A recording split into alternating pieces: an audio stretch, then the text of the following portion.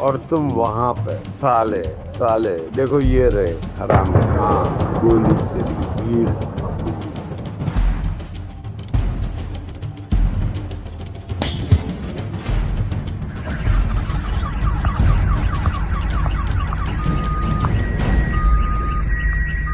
शायद दिमित्री 11 अगस्त 2025 सुबह 2 बजे।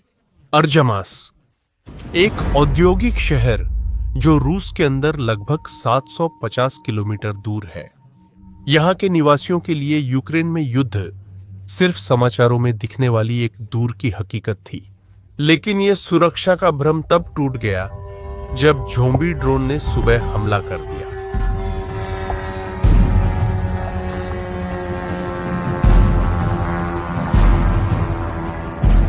इसके बाद कई धमाके हुए जिन्होंने रूसी नौसेना के सबसे रणनीतिक कारखानों में से एक पर हमला किया। कमाल है, देखो कैसे मार रहे हैं, है ना?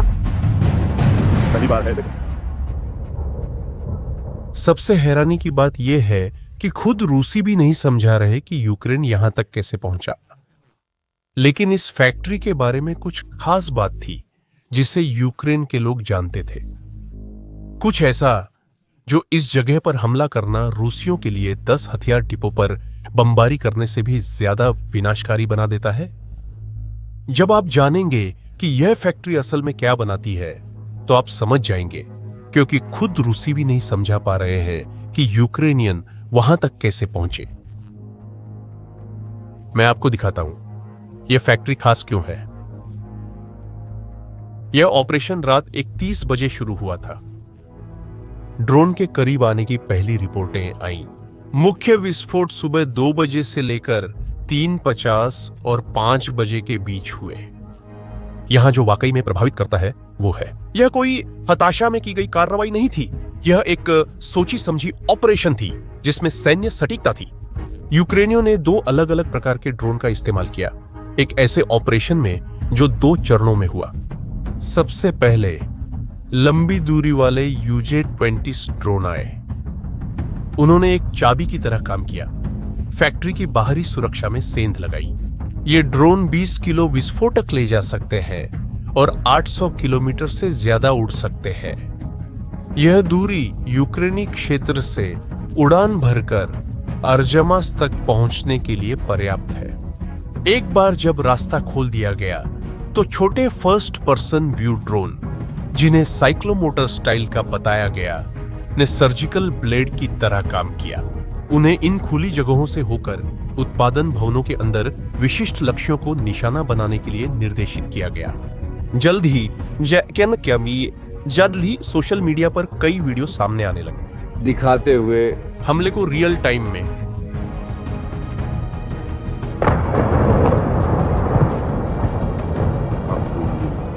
उनमें से एक में आप देख सकते हैं कि फैक्ट्री के दरवाजे से धुआं निकल रहा है। बाद में एक जबरदस्त विस्फोट इमारत पर हमला करता है, जिससे आसपास की गाड़ियां और पड़ोस का इलाका प्रभावित होता है और फैक्ट्री की साइड को आग की लपटों में घेर लेता है। गाड़ियों को वापस लाते हुए आसपास के पड़ोसी इलाके में आगे बढ़ती है।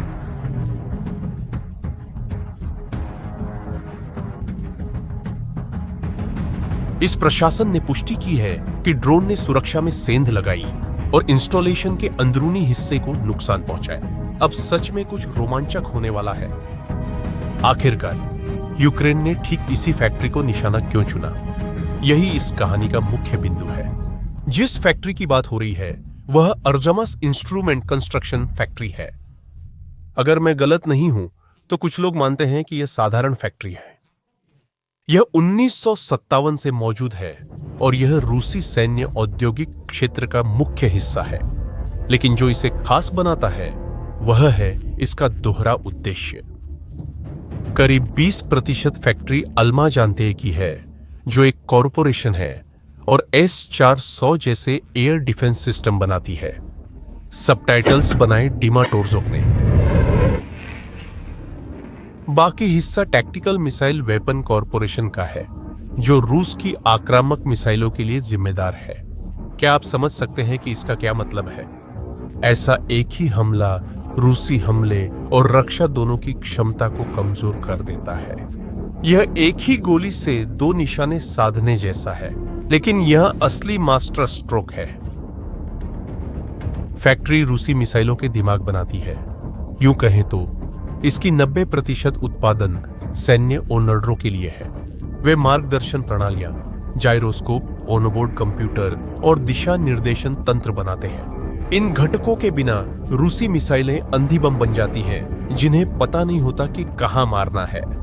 जैसा कि आप देख सकते हैं, यूक्रेनियों ने सिर्फ मिसाइलों पर हमला नहीं किया, उन्होंने उस एकमात्र जगह पर हमला किया जो उन मिसाइलों को काम करने वाले घटक बनाती है। जब हम मिसाइलों की बात करते हैं तो रूस के सबसे अहम हथियारों की बात होती है।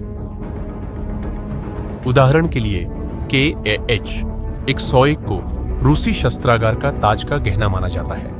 यह एक स्टील्थ क्रूज मिसाइल है जिसकी मारक क्षमता 3500 किलोमीटर तक है। इसे रूसी हवाई क्षेत्र के भीतर से दागा जा सकता है, जो यूक्रेनी रक्षकों से काफी दूर है। इसकी सटीकता रूसी जीपीएस की जड़त्वीय नेविगेशन और इलेक्ट्रो-ऑप्टिकल की संयोजन में है।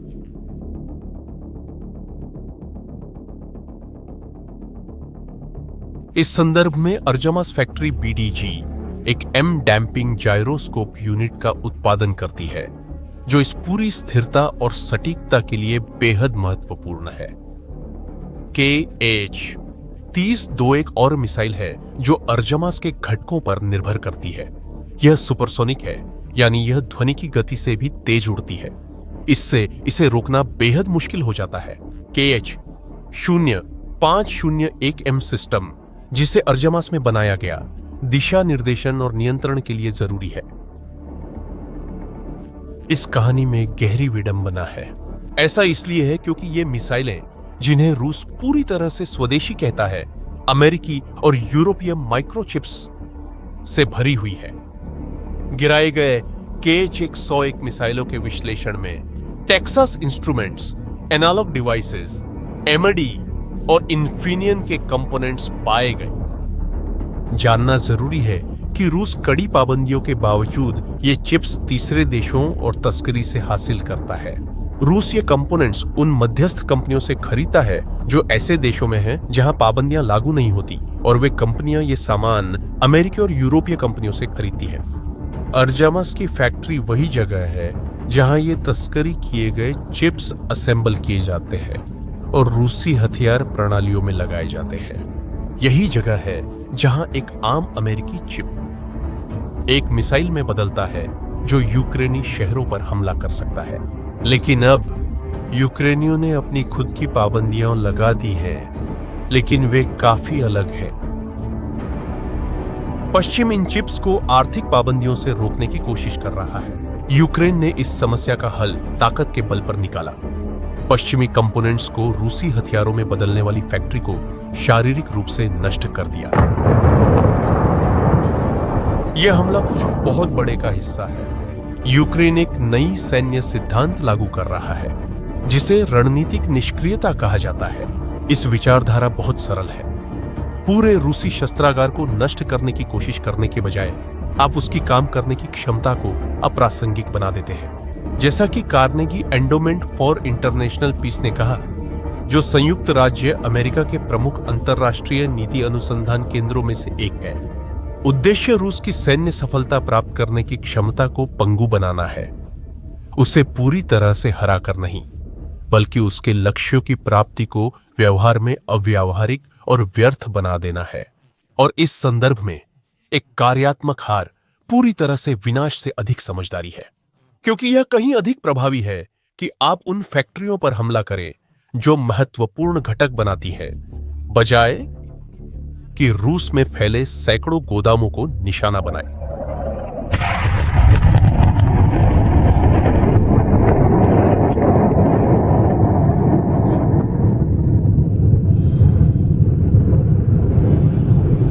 लेकिन आर्जमस एक अलग मामला है।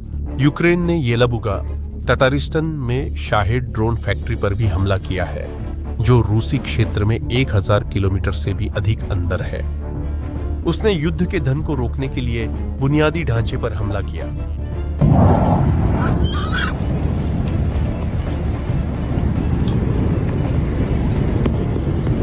सबटाइटल्स डिमाटोर्जोक ने बनाए। सबटाइटल्स बनाए गए थे।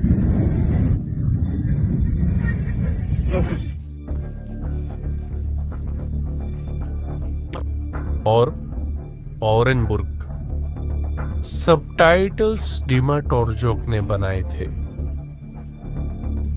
अब यह तय करना है कि क्या अपने कीमती वायु रक्षा प्रणालियों को फ्रंटलाइन से हटाकर औद्योगिक बैक्टीरिया की रक्षा करें या अपने आर्थिक और सैन्य दिल को असुरक्षित छोड़ दें। S-400 और पैंटसिर जैसे सिस्टम युद्ध के मोर्चे पर यूक्रेनी वायुसेना और IMARS सिस्टम से लड़ने के लिए जरूरी है। लेकिन अब औद्योगिक बैक्टीरिया भी एक युद्ध क्षेत्र बन गया है और बहुत से लोग कहते हैं कि दोनों क्षेत्रों को प्रभावी ढंग से कवर करने के लिए पर्याप्त वायु रक्षा प्रणाली नहीं है।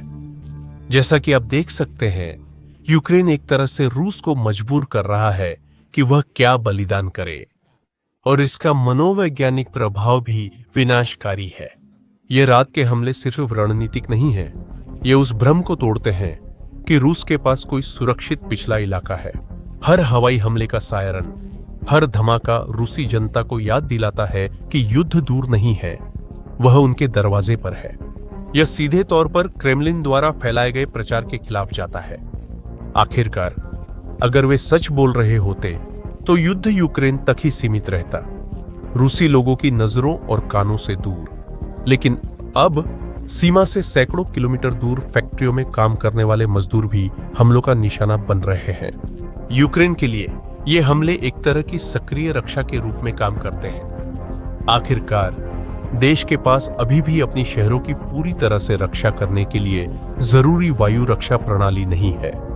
राष्ट्रपति जेलेंस्की ने कहा है कि उन्हें कम से कम 25 अतिरिक्त पैट्रियट सिस्टम्स की जरूरत है, लेकिन अभी तक ये सिस्टम्स नहीं पहुंचे हैं।